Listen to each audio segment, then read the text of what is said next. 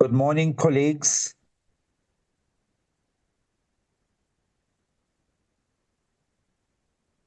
Good morning. Morning, Mr. Reddy. Good morning. I'm just doing a sound check. Thank you. All good, sir.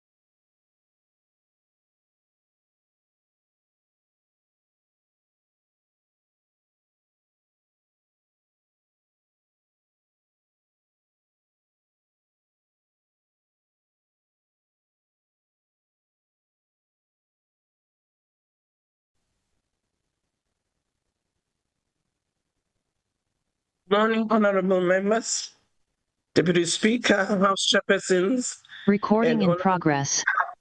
and honorable members. I'd like to welcome you to this morning's programming committee meeting where we're going to be looking at the program of Parliament. And I trust that we'll be able to do so expeditiously, given that, again, today is the caucus day, but also some of the members that may be traveling. You would know that there are a bit of challenges. A lot of flights are full. So I'm sure we will do what is necessary to execute our meeting and our activities on time, without compromising, obviously, the quality of the meeting. The agenda and documents have been circulated to all members. I'd like to get someone who can move the adoption of the agenda. I move, Honorable Speaker. It's Visvin Reddy here. Thank you. Thank you very much, Honorable Reddy. Can I get a seconder? I second, Madam Speaker. Thank you. Thank you very much. I will now ask Mr. Klaso to give us apologies if there are any that has been received. Good morning, Madam Speaker and honorable members. We got two apologies from Honorable Swart and Honorable Gornov. Thank you, Madam Speaker. Thank you. From parties, are there any apologies? Madam Speaker, my apologies, Steve Swarcher. I am able to attend the meeting. I'm on the bus. The connectivity might be a bit constrained, but I just want to withdraw my apology. Thank you so much. Okay, we apologize for you apologizing before. Thank you very much. Honorable Mpapani? Thank you, Honorable Speaker. Good morning to you and colleagues. I have an apology of the Chief Whip. They are attending the ad hoc committee. Thank you. Thank you very much. Honorable Mkalipi? Good morning, Speaker, Honorable Speaker, and colleagues. Apology for the Chief Whip of the EFF. Thank you very much, Honorable Mkalipi. All the apologies have been noted and accordingly recorded. We'll now move to the committee section and the bills office. If the committee sections can start presenting the reports, highlighting obviously key points that we must note as the report has been already circulated. Over to you. Good morning, Honorable Speaker. Good morning, Honorable Members. I'll briefly take you through the committee's report, which reflects on the issues before committees. We have 34 bills, 8 statutory appointments, 1 matter related to an ad hoc committee, 2 new matters related to the budget, and 12 petitions. With regards to the issues under the bills, if we go directly to the first slide, slide 10, you'll note that the Tobacco Products and Electronic Delivery Systems Bill, the matters has been deferred until further notice. We then move to slide 11, which relates to the Marriage Bill. The Western Cape public hearings took place. However, the Limpopo public hearings have been postponed until February 2026.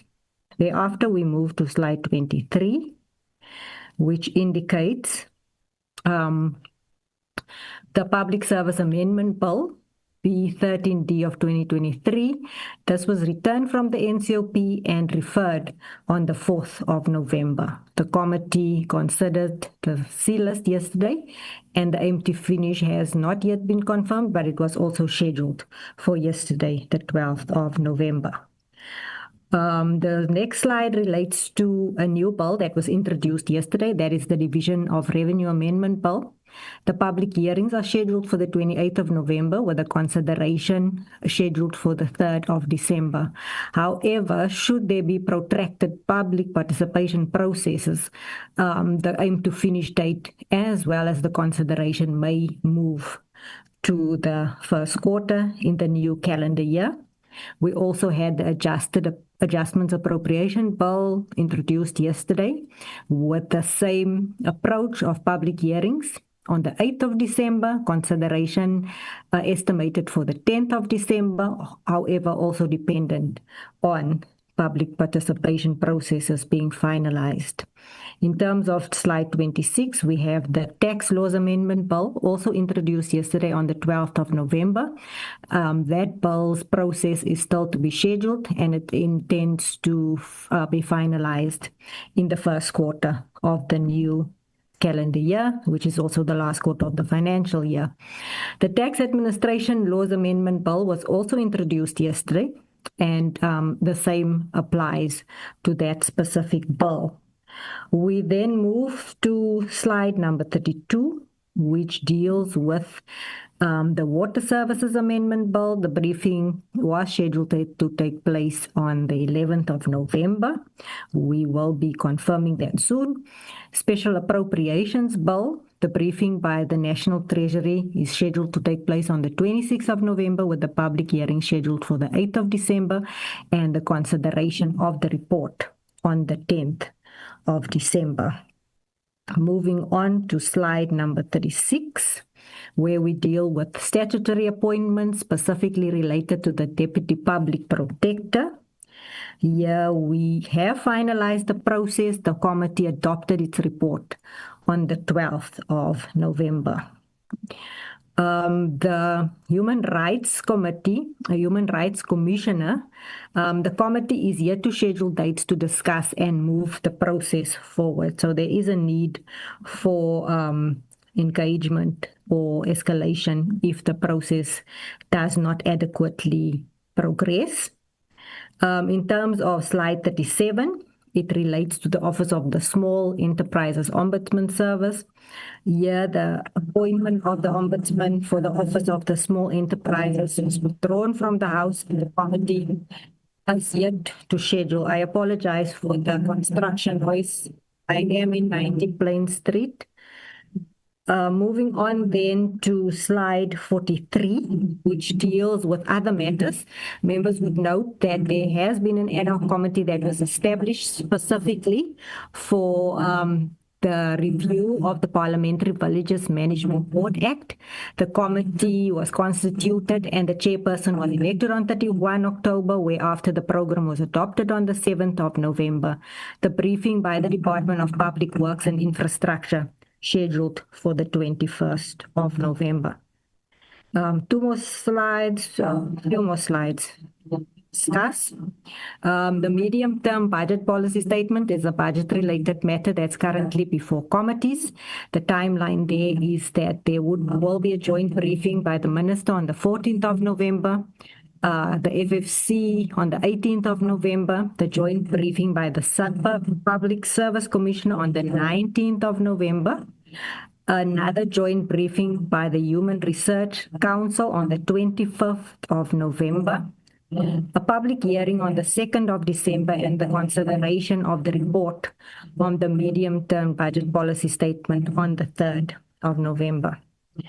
Chairperson, Honorable Speaker, and Honorable Members, another matter before committees that's budget related relates to the revised and proposed fiscal framework. Here we intend to have public hearings on the 19th of November, response by National Treasury and SARS to the submissions received by the 21st of November, consideration of the draft committee report on the revised and proposed fiscal framework on the 25th of November, and the consideration and adoption of the committee report on the 26th of November. In terms of petitions, we have only one new entry, and that was the petitions related to the Caligua District Municipality. Here, the status indicates that the petition to be considered by COCTA and redirected to the Portfolio Committee on COCTA for consideration and report. Thank you so much, Chairperson. Honorable Speaker, thank you so much.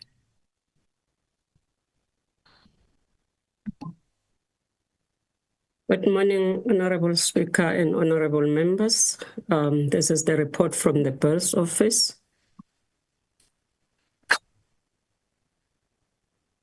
Thank you so much.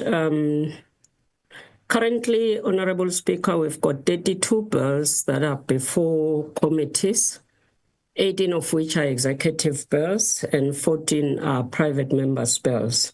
On the first slide, which is slide number 2, we are reporting on the Merchant Shipping Bill, B12 of 2023, and the repeal of South African Airways Bill, B2 of 2024. These bills have been withdrawn in terms of Assembly Rule 334, and the withdrawal of these two bills was announced in the ATC of the 30th of October. The next slide is slide number 4. On slide number 4, we are reporting on the two bills that have been introduced yesterday, which is the Tax Administration Laws Amendment Bill, B29 of 2025, and the Taxation Laws Amendment Bill, B30 of 2025. These two bills were referred to the Standing Committee on Finance. Slide number 6. On slide number 6, we are reporting on the Adjustments, Appropriation, and the Division of Revenue Amendment Bill, which were introduced and tabled by the Minister yesterday. These bills will only be referred to the Appropriations Committee after the adoption of the revised fiscal framework by the House. The next reporting slide is slide number 7.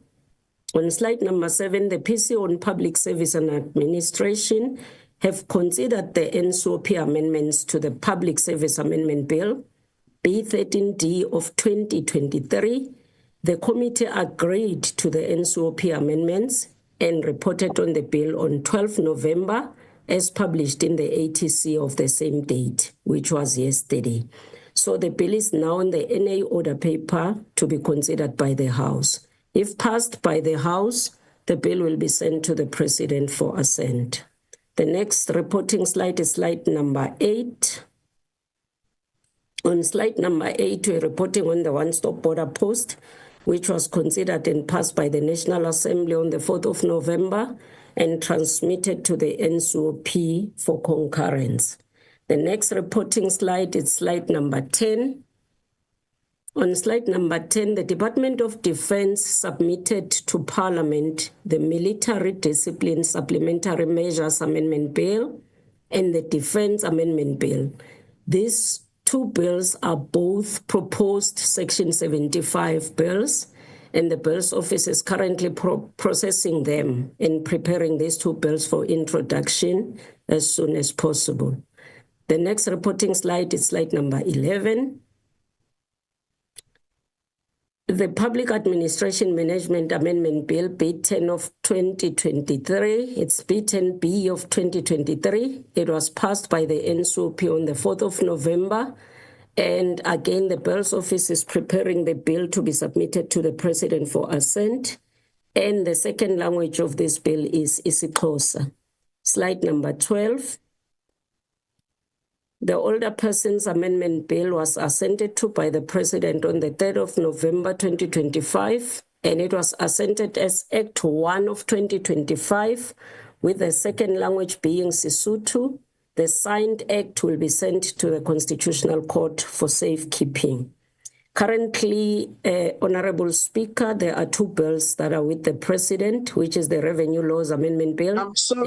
I'm sorry, Advocate Bata. I see, Honorable Mkhaliphi, you've got your hand up. No, Speaker. No, it's a mistake. Okay, no, that's fine. Advocate Bata, I can proceed.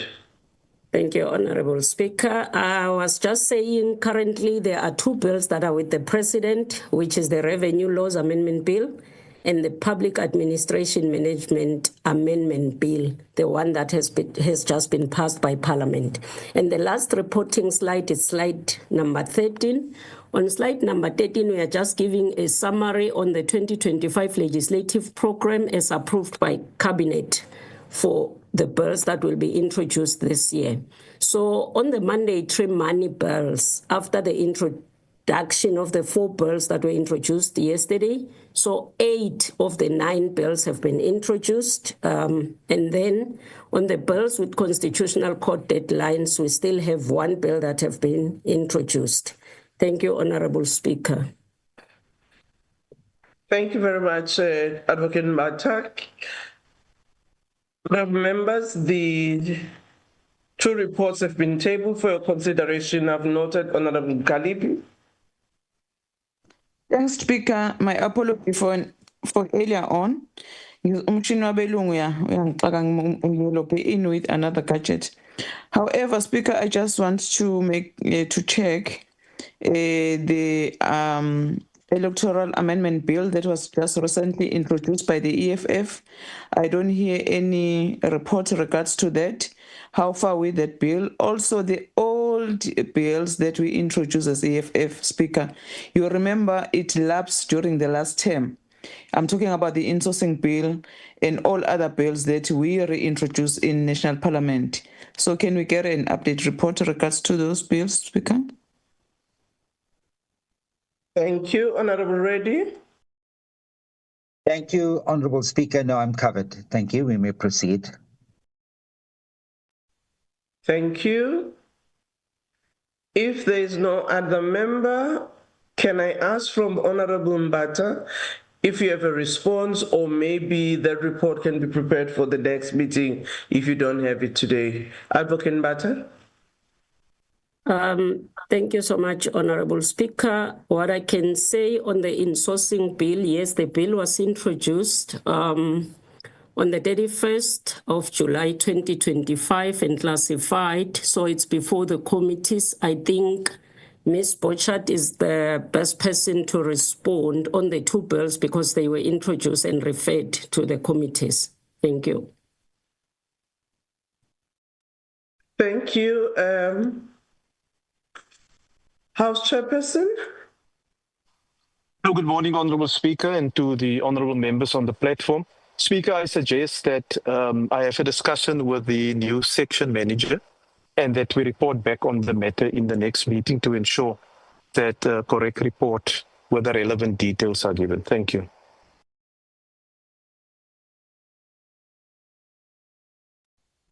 Thank you, House Chairperson Frolic.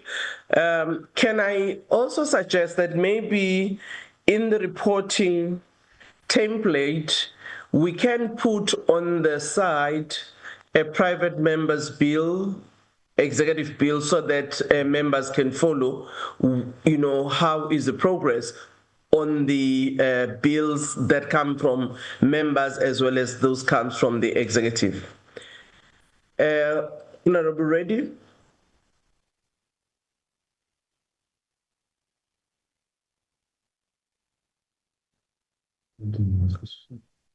Reddy, do you want to speak? Honorable Mkalipi? Sorry, Honorable Speaker, am I audible? Sorry, Yes, I'm in a you remote. Okay, thank you very much. Just 2 points. The first is a matter of procedure. I wonder if the minutes of the meeting should not be dealt with first on as an item before the reports, the minutes of meetings, just in terms of the agenda. And then I also noticed that in terms of Honorable Kalipi, can you switch off your video, please? She's looking so beautiful. That's why she's switching it on. No, Honorable Reddy. No comment on that one. Thank you. Speaker, the second issue relates to the reports that we had received. There were a number of reports. I'm just trying to go through them. And I see that we're not going to be discussing them here in today's meeting. There's a report dealing with the Constitutional Court judgments that require action. I don't see it on the agenda. I don't see the, that one in particular. There's also a report on, I'm just trying to locate that. Just give me a minute. Honorable Reggie, can I advise you? Yes, my dear. The reason we circulate the reports is to enable members to read them before the meeting and will raise issues.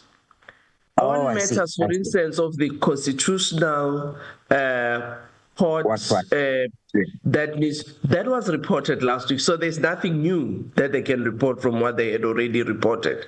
So if they haven't flagged something new, it means that matter is ongoing. I hear you. Can I just then raise a point?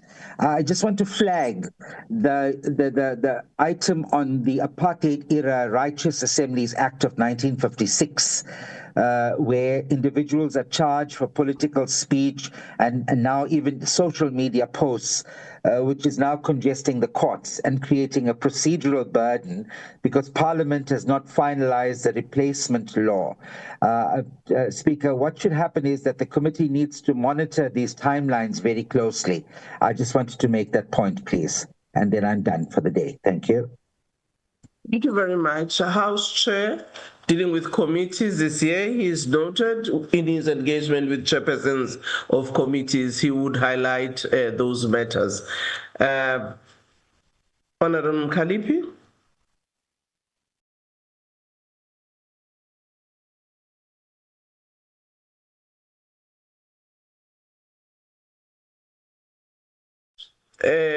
Colleagues, I also want to just raise an issue which I would ask the House Chairperson Frolick to follow up is with regards to the appointments. The Deputy Public Protector's appointment really took very long from the committee, but also we've got vacancies that requires filling, some of them since July 2025, and it's posing some challenges on the regulators that are responsible. So as the Human Rights Commission, so I would ask the House Chairperson just to follow up on those matters to make sure that we do not also create a problem for the respective entities that require appointments to be done by us as Parliament. Thank you very much. We now move to the consideration of the parliamentary program. Mr. Claassen. Thank you, Madam Speaker. Honourable members who are presenting the program. Oh, sorry. Honourable Nkwankwa, you have your hand up. Speaker, I wanted to add to that, the Parliamentary Budget Forum, our budget office as well. Remember, okay. I think the director of the PBO, the contract of the director of the PBO ends at the end of, end of this financial year. Not financial year, end of the year rather. So when dealing with appointments, we should also look internally as well and address that. Thank you very much, Honorable Nkwankwa. That process, the ones I was dealing with in terms of the appointments is statutory appointments where we as Parliament, in terms of committees, we have to nominate, do interviews, and so on. I take note of what you are raising, but we will be able to report in our next meeting because two committees of Parliament, both in the NA and the NCOP, they have to undertake that process in respect of the matter you have just raised, but also the reflection of the work of the office and how it interfaces with other offices. The board had advised that we need to relook at that process and have been engaged with the Committee on Finance as well in the National Assembly and in the NCOP. But we'll give an update, so that matter is being attended to. Thank you very much, Honorable Nkwankwa. Mr. Claassen. Thank you, Madam Speaker. In terms of the program for today, we have mini plenaries and there are debates. And of course, the other mini plenaries will be dealing with a draft resolution, which was circulated to the honorable members. The draft resolution by Honorable Nkangwini. And for next week, it's a committee week. We're doing committees next week, the whole of next week, of course, constituency day Mondays. Then on the 25th, one highlight on that day would be the debate on 16 days of activism for no violence against women and children campaign. Men, women, boys, and girls working together to end gender-based violence and femicide. That is happening on the 25th of November. And of course, we have an international instrument that will be considered by the House on the day as reflected on the program. The rest will be what we refer to as BRRs, Budgetary Review and Recommendation Reports, And of course, item 10 on the day, we will then take a decision on the resolution by Honorable Ntangwini, which will be debated today in a mini plenary.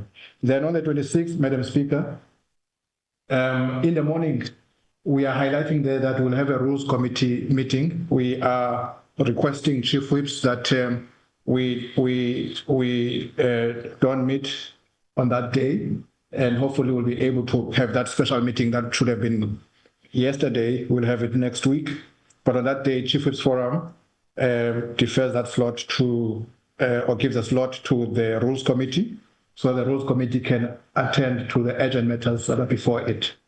So that will be on the 26th. Then in the afternoon, cluster questions, cluster 5. And then there's been a request by the Minister of Public Works on the South African Construction Action Plan. That statement will be taken the same day after questions to the executive. We do need to highlight that there are outstanding questions or questions that stood over that relate to the minister and the presidency. And those questions will be taken on that day as well. So we'll add 30 minutes to question time. So that session will end about 7:30 p.m. Then on the 27th, we are proposing that we deal with the Deputy Public Protector's appointment, as well as, of course, the fiscal framework on that day. So we take that Deputy Public Protector, it's a special majority appointment, and then we deal with the fiscal framework on the same day. We then move to the 28th. Of course, we'll be dealing with mini plenaries that day, debate mini plenaries, and then we go to the 2nd of December, and there will be a statement by the Minister of Women, Youth and Persons with Disabilities on creating strategic multi-sectoral partnerships for a disability-inclusive society, and also a debate on World AIDS Day, and the rest will be budgetary review and the recommendation reports on that day. On the 3rd of December, we will have questions, cluster 1, and there will also be a debate without a decision on P20, the P20 Youth Parliament. And then on the 4th, honorable members, we will deal there with the Division of Revenue Amendment Bill. On the 4th, we will also deal with the rates and monetary amounts bill. And the proposal is that we sit from 10 a.m. It's important that we take note of it, because what it means is that we will not have caucus that day. And therefore, we request this committee to agree that we sit from 10 a.m. so that we could adjourn about, say, 4:30 and 5 o'clock, and not meet on the 5th of December. The program that was sent to the WIPARI, I think Thursday evening or Tuesday evening, had given us, can you please go back to the 4th, had given us the 5th of December as a last sitting day. And we are proposing that, and on the 4th, we're going to sit from 2 o'clock till 4:30. So we're proposing that instead of sitting on the 5th, we rather start at 10 a.m. on the 4th and complete the business, which would have been on the 5th, complete it on the 4th as well. So that is our proposal. There are finance instruments that were tabled yesterday, the tax bills.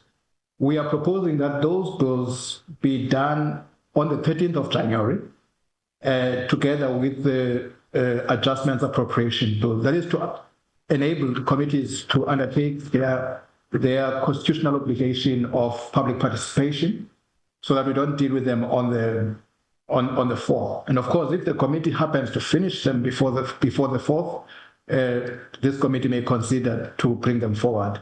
The public service bill, honorable members, that was reported on, we will consult with the programming whip and find a slot to deal with that bill. There was an issue about timeframes that are stipulated in the joint rules. We're just trying to deal with that technical matter, but that bill will be dealt with before we adjourn. And of course, Madam Speaker has indicated the issue of other statutory appointments. If those are finalized before the 4th of December, we'll also find a slot for them in the program before we adjourn. Thank you, Madam Speaker. Thank you very much, Mr. Castle, for the presentation of the program. And I just want to remind members once again that the 13th of January 2026, we had reflected on this matter as this committee and agreed on that date. But I also want to indicate that we did consult with the Minister of Finance that given the late tabling of the medium budget policy statement, this will have an effect that the way we'll deal with those bills without compromising the timelines that are stipulated in law, it will mean finishing in January. So he considered and accepted that reality. So I just want to alert members that we did necessary consultation, but also we did in this committee looked at that matter. Here is the program for your consideration with those proposals that have been made. And one thing that I just also want to indicate is that as we meet, COP13 is sitting in Belém in Brazil, which some of our members are participating in. And on the 1st of December to the 5th of December, the SADC Parliamentary Forum will be held in Durban in South Africa, where some of the members will be participating. Honorable Nkwankwa, I'm not sure if you've raised your hand or they've just pointed at you. Honorable Kalipi? Thanks, Speaker. I'm just apologizing profusely because of this gadget. Speaker, I see some of the important on the program, important matters on the program. It reflects hybrid. As far as I remember, Speaker, we agreed that some of those matters that needs all of us, there will be venue that will be considered in order for all members to be under one venue. But when I see the programs, it reflects that it will take place on hybrid, including January 2013 and also 26th of November. Can we get a clarity in that respect, Speaker? Okay, we'll do so. Any other hand? Mr. Castle, can you respond? Thank you, Madam Speaker. Let's start with yesterday's session. There was a discussion in the Chief Whips Forum that it would be hybrid, and also the understanding was that even the actual passing of the adjustments appropriation bill will be in hybrid format. However, when it comes to the State of the Nation address, when it comes to the main budget, the main appropriation bill, those would be in a in-person session, a physical session. So that is how we are proceeding with this, Honourable Speaker, and that's our understanding that from the WIPARI side, there is agreement that we hold these sessions at least here in this venue in the Good Hope Chamber. So that is how we have it as it is now at the moment. But certainly for SONA and for the debate on SONA, for the budget speech and for the consideration of the budget, those will be physical sittings. Thank you. Thank you, Mr. Castle, for that clarification. Are there any other matters in the program that members want to reflect on? Speaker, can I come back respectfully, sir? Yes, you can. Speaker, as much as the explanation says that there was agreement in the Chiefs Forum, I think we took a decision as well here in the Programming Committee, Speaker. You know, we do understand that there is an issue of DOM, which there is no update so far, which we took a decision both in the Chiefs Forum and in the programming that we need as members of Parliament to go and meet physically, Speaker. And we said as a compromise when we discussed this matter, on important matters whereby the country is also expecting members of Parliament to do their job, we are going to get venues. If that decision was changed, I still submit, Speaker, it was wrong, because it's even wrong for the members of parliament to meet in hybrid while the country is open. Thank you very much, Speaker. Well, thank you very much, Honorable Kalipi. Indeed, I note what you are saying, and indeed, it's correct that we had taken that decision in terms of our own reflection, but consideration also in terms of the program is done jointly with the chief whips. So the proposals that came from the chief whip, and which in my consideration were understandable in terms of where we are also budgetary-wise and other parallel processes that are continuing.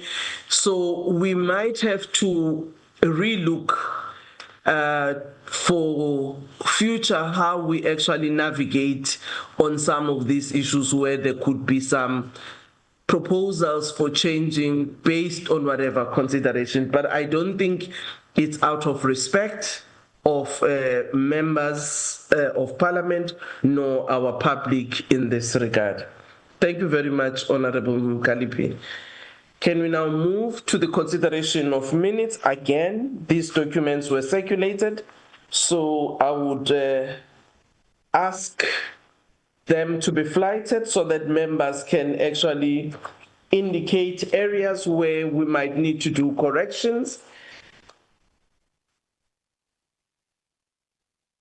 Are there any corrections that members would like to bring to our attention in terms of the record of our last meeting?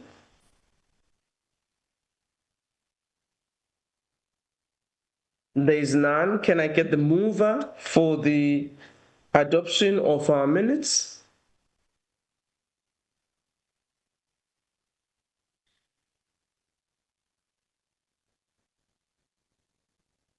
Honorable members, you don't want to adopt your own minutes. Honorable Papane? I move, Madam Speaker, for the adoption of the minutes. Thank you. Thank you. Can I get a seconder? I will second, Speaker. Thank you, Deputy Speaker, for seconding. Mr. Castle, are there any matters arise? Yes, Madam Speaker. Madam Speaker, let me report on maybe two matters, perhaps three. The one relates to the implementation of the State Capture Commission recommendations. We are doing two things, Madam Speaker. We've done two things. One, we have circulated a legacy report that was approved by the House chairpersons for committees for 2024 in terms of what has taken place up to that point in relation to the State Capture recommendations. Quite a comprehensive report. The second thing that we are doing is to finalize a report that will take us up to now, what has happened up to this point in relation to implementation of those recommendations. So we will be tabling that report at the last meeting of the NAPC this year on state capture. The second point, which we have not reflected there, Honorable Mkhalipi raised the matter, I think it was Honorable Mkhalipi, not Honorable Mthangweni, the matter of the Israeli embassy resolution. The Speaker has since written to the Minister of International Relations asking for an update on the matter.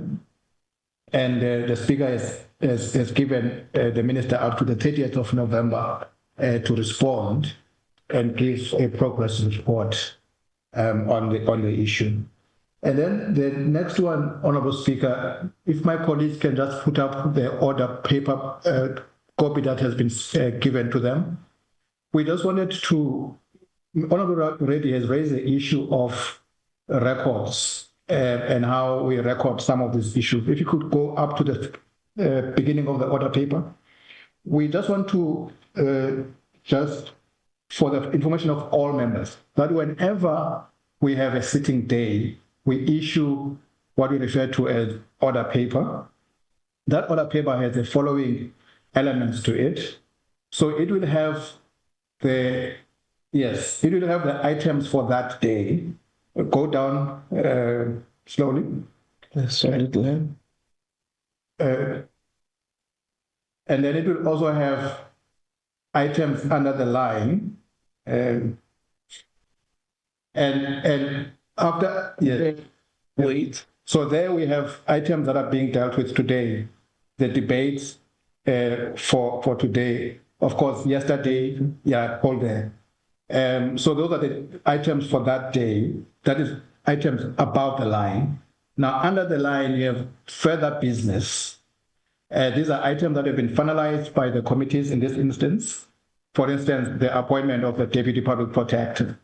They are not before the House today, but they will be before a future sitting of the House. Go down.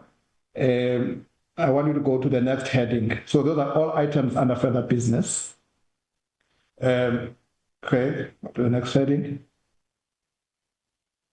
Go down, please. I'll tell you when to stop.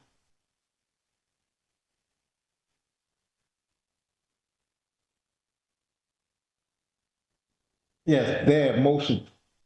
So these are motions. So where you say motions, notice given previously. These are all the motions that have been given previously. When motions are given, notices of motions are given, they are published on the order paper, and on subsequent order papers, they are then given as references. But here you have motions that are still printed. Notice given on 21 October 2025. Go down. So these are all the motions. They are carried on the order paper.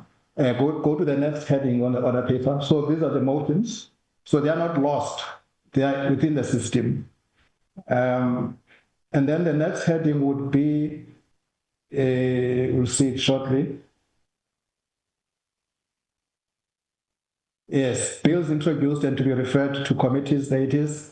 Bills referred to joint taking mechanism, and go next. And so these are the bills. So we have bills referred to committees. So the stuff that was presented today, you have those carried on your daily order papers. Bills referred to committees, and we try to keep it up to date as much as it's possible. And then you also have international conventions that are recorded, that are before. So here we have bills returned to assemble for consideration of president's resolutions, reservations, yes, and bills passed by the NCOP, bills passed by NA, transmitted to National Council of Provinces, go down. International agreements. I think that is the last entry. The point we're trying to make here, honorable members and honorable lady, is that this information is available on a daily basis on the order paper. Now, in relation to member statements will be carried in Hansard because we don't get those statements beforehand.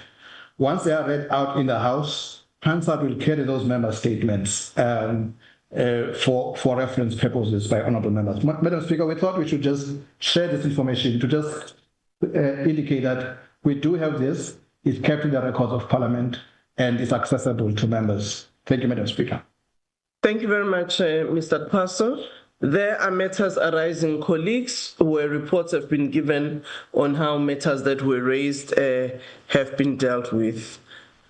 Are there any comments from members? Honorable Kalipi? Yes, Madam Speaker.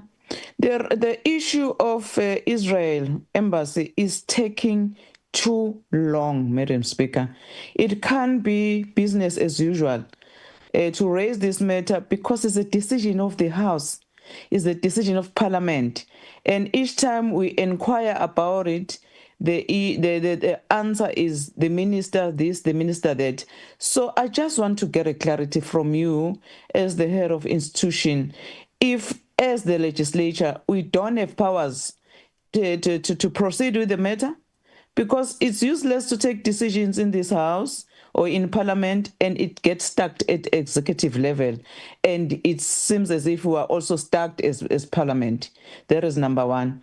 Number two, the clarification that is given by Babu Paso in terms of motions.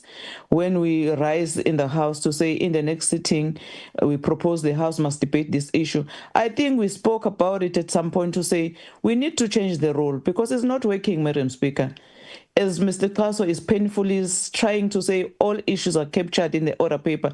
But the fact of the matter, those issues that we deal with in the House in a form of a motion, it does not get processed because it's too many.